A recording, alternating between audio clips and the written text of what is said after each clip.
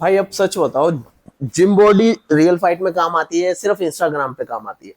भाई gym body जो है it is good for 2-3 purposes. पहली Okay. चीज, आप दिखने में किसी को डरा सकते हो। ओके। ठीक है, अगर कोई बेवकूफ सा बंदा होगा तो वो शायद डर जाएगा आपकी बॉडी देख के। बट जो हार्डन्ड क्रिमिनल्स होते हैं या कोई अगर फाइटर है उसे घंटा फर्क नहीं पड़ेगा। उसे नहीं फर्क ओके। दूसरी चीज भाई, जिम की अगर हम बात करें तो it targets something called strength. और भी चीजें होती हैं, कुछ लोग पावर लिफ्टिंग करते हैं, कुछ करते हैं, बट मेनली ब्रॉडली स्ट्रेंथ की हम बात कर रहे हैं यहाँ पे। ठीक है। मार्शल आर्ट्स जो है ना, gym is like kindergarten for us, martial arts is like PhD. क्यों? क्योंकि एक योद्धा जब आप बनते हैं तो उसमें स्ट्रेंथ भी चाहिए आपको। तो जो टॉप लेवल के एमएमए के एथलीट्स होते हैं वो डेडलिफ्ट कर सकते हैं भाई, अपनी बॉडी वेट का 3 गुना 4 गुना बड़े आराम से कर सकते हैं। तो एमएमए में, मार्शल आर्ट्स में, वॉरियर ट्रेनिंग में स्ट्रेंथ हमारा एक छोटा सा पार्ट होता है। ओके। हमें और भी चीजें चाहिए, हमें बैलेंस भी चाहिए, हमें पहाड़ चढ़ना भी आना चाहिए। मिलिट्री की अगर बात करें तो 40 किलो का किट पहना हुआ है मैंने, राइफल पहनी हुई है और मुझे 3 दिन तक चलना है और शायद खाना भी नहीं मिलेगा। तो हम तो बहुत सारी चीजों की ट्रेनिंग करते हैं। हाँ। तो जिम तो एक छोटा सा प्यारा सा लॉलीपॉप है। मेरा अगला क्वेश्चन यही था कि अगर आज स्ट्रीट फाइट हो जाए तो जिम वाला बंदा टिकता है या मार्शल आर्ट? भाई ये तो कोई सवाल ही नहीं है ना। इट्स लाइक सेइंग कि अगर किंडरगार्टन और पीएचडी वाली बात आ गई, कोई वो ही नहीं है भाई, तो कनेक्शन ही नहीं है। जिम वाला बंदा तो you will be gone in a second.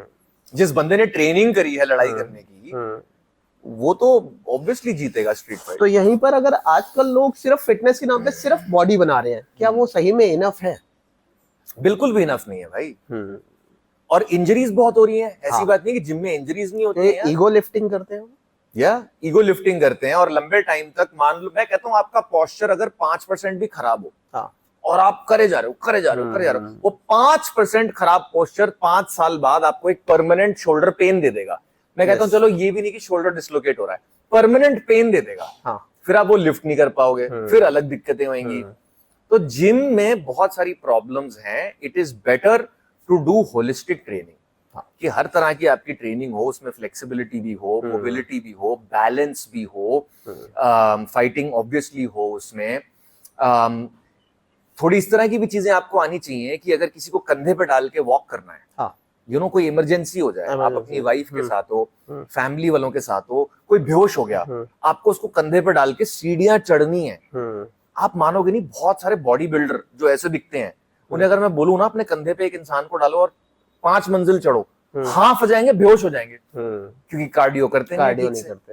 Right. सो बहुत सारी चीजें हैं जो प्रॉपर ट्रेनिंग में आती हैं। ओके। ये होता था भाई हमारे गुरुकुल सिस्टम में।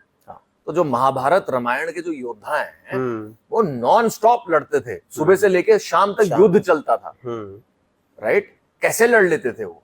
उनका माइंड, उनकी बॉडी, उनकी स्पिरिट बहुत ही अलग तरीके से ट्रेन, सब अलाइंड थे। तो ये हमारे योगा में सिखाया जाता है कि there are levels to the game. पहले आप फिजिकल करते हो, फिर आप ब्रीदिंग की ट्रेनिंग करते हो, फिर आप माइंड की ट्रेनिंग करते हो, फिर आप एनर्जी की ट्रेनिंग करते हो। तो there are levels to the game. Gym is baby level, kindergarten level. एक और चीज, फिटनेस की फिलॉसफी में हमेशा ऐसे सोचना कि मैं दिख कैसा रहा हूं is very shallow. Okay. Yes, फर्क पड़ता है कि आप दिख कैसे रहे हो, but it's a very shallow approach. A much better approach is, मैं जब 90 का हो जाऊंगा तो क्या चाहता हूं मैं अपने शरीर से क्या क्या कर सकूं।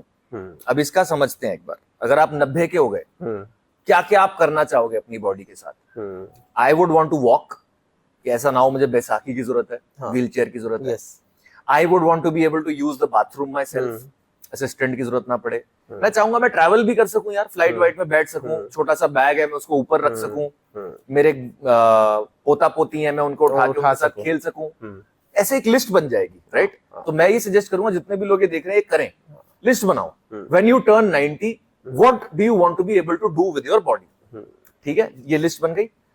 अब आप सोचो क्या ट्रेनिंग करने की जरूरत है बॉडी को उस लेवल तक रखने के लिए, क्योंकि 30 के बाद आपकी बॉडी डिक्लाइन होने लग जाती है। तो वो डिक्लाइन को फाइट करना है आपने, with the goal of not कि मुझे एब्स चाहिए, मुझे बॉडी चाहिए, with the goal of when I am 90 I want to be able to do this this this this this. Okay. ये जब आप रिसर्च करोगे तो आपको आंसर्स मिलेंगे। You need mobility, you need balance. बहुत सारे लोग 80 की उम्र में जब गिरते हैं और हड्डी टूटती है ना, वो कभी जुड़ती नहीं है उसके बाद। बिल्कुल। तो you need mobility, you need balance, you need strength, एक चीज और है, cardio, cardio of course, cardio, सांस ना फूले हाँ आपकी। सांस ना फूले, हाँ मर ना जाओ भाई। हम्म, तो मोबिलिटी, स्ट्रेंथ, बैलेंस, कार्डियो, ये 4 प्राइमरी हो गए, और भी कुछ चीजें हैं जो आपको चाहिए। इस हिसाब से जब आप अपनी ट्रेनिंग करते हो, स्ट्रक्चर करते हो, तो तब आप सही ट्रेनिंग कर रहे हो। मैं कहता हूं अगर आप मार्शल आर्ट्स नहीं भी कर रहे, आप सिर्फ फिटनेस कर रहे हो, तो इस हिसाब से सोचो, फिर आपको बढ़िया एक्सरसाइजेस पता चलेंगी। फॉर एग्जाम्पल फार्मर्स वॉक, हाँ। farmers walk is an exercise where you just hold heavy weight and walk. And walk. You want to be able to do that. Yes. Huh? When you're 90, you want to be able to walk. You want to be able to hold a bag of groceries. So train for that right now, ताकि body का decline slow हो। तो यही नीचे से चीज उठा के ऊपर रखना, क्या है ये मूवमेंट? क्लीन एंड प्रेस बोलते हैं इसको। उसका कोई वेरिएशन कर लो, नीचे से उठाया ऊपर रखा, नीचे से उठाया ऊपर। तो बहुत सारी इस तरह की चीजें हैं जो अगर आप स्टडी करो या you come to a good coach, आपको वो बताएगा, और फिर आप अपनी फिटनेस एक्चुअली लॉन्ग टर्म के लिए सही से प्लान कर सकते हो।